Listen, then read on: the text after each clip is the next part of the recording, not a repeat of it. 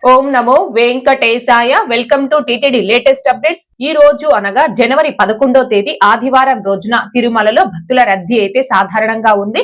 300 రూపాయల ప్రత్యేక ప్రవేశ దర్శనం టికెట్స్ ను కావచ్చు, 500 రూపాయల వర్చువల్ సేవా దర్శనం టికెట్స్ ను కావచ్చు కలిగి ఉన్న భక్తులకి ఈ రోజు దర్శనం పూర్తవ్వడానికి సుమారుగా 2 నుంచి 3 గంటల సమయం పట్టే అవకాశం ఉంది. అలాగే తిరుపతి ఆఫ్లైన్ ఎస్ఎస్టీ టోకన్స్ కావచ్చు, శ్రీవారి మెట్టు మార్గం దివ్య దర్శనం టోకన్స్ ను కావచ్చు కలిగి ఉన్న భక్తులకి ఈ రోజు దర్శనం పూర్తవ్వడానికి సుమారుగా 3 నుంచి 5 గంటల సమయం పట్టే అవకాశం ఉంది.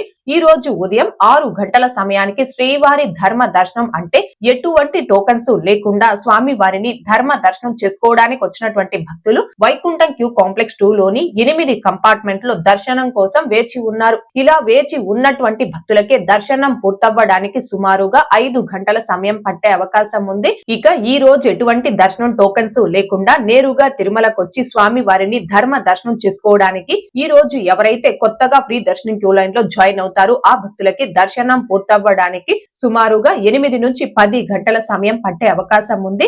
భక్తుల రద్దీని బట్టి దర్శనాలు పూర్తయి సమయాలలో కూడా మార్పులు ఉంటాయి కాబట్టి శ్రీవారి భక్తులు ఈ విషయాన్ని గమనించుకోగలరు. అలాగే తిరుమల స్వామివారి దర్శనాలకు వచ్చే ప్రతి ఒక్కరూ తప్పనిసరిగా తమ ఆధార్ కార్డులను తమ వెంట తీసుకుని రావాల్సిందిగా కోరుచున్నాను. ఇక నిన్న అనగా జనవరి 10వ తేదీ శనివారం రోజున 76,820 మంది శ్రీవారి భక్తులు స్వామివారిని దర్శనం చేసుకోగా 24,368 మంది శ్రీవారి భక్తులు స్వామి వారికి తలనీలాలను సమర్పించుకున్నారు. అలాగే 3,77,00,000 రూపాయలు భక్తులు కానుకల రూపంలో స్వామి వారికి హుండీలో సమర్పించుకున్నారు. ఓకే అండి, ఈ రోజు అనగా జనవరి 11వ తేదీ ఆదివారం రోజున తిరుమలలో భక్తుల రద్దీ అయితే సాధారణంగా ఉంది. తిరుమల తిరుపతి దేవస్థానాలకు సంబంధించి మరింత సమాచారం కోసం మన ఛానల్ ని సబ్స్క్రైబ్ చేసుకుని రెగ్యులర్ గా ఫాలో అవ్వగలరు. అండ్ అలాగే మన ఛానల్లోని వీడియోస్ ని తప్పకుండా లైక్ చేసి షేర్ చేయవలసిందిగా కోరుచున్నాను. ఓం నమో వెంకటేశాయ. Thanks for watching.